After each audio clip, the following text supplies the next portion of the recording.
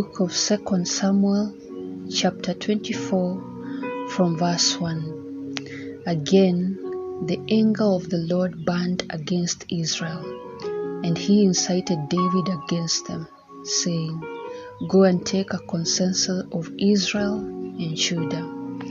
So the king said to Joab and the army commanders with him, "Go throughout the tribes of Israel, from Dan to Beersheba, and enroll the fighting men, so that I may know how many there are."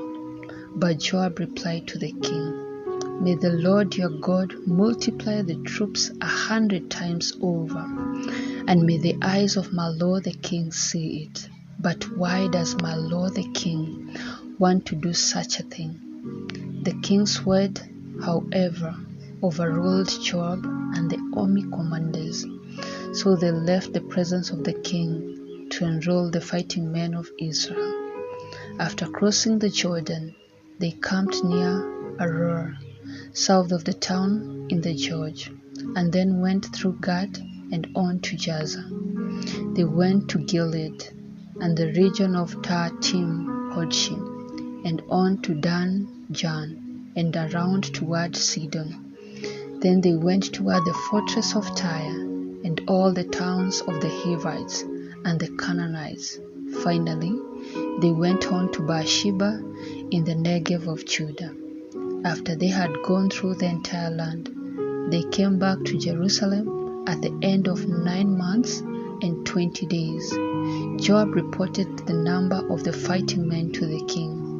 In Israel, there were 800,000 able-bodied men who could handle a sword, and in Judah 500,000.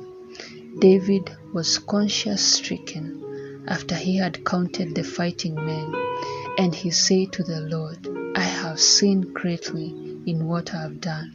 Now, Lord, I beg you, take away the guilt of your servant. I have done a very foolish thing."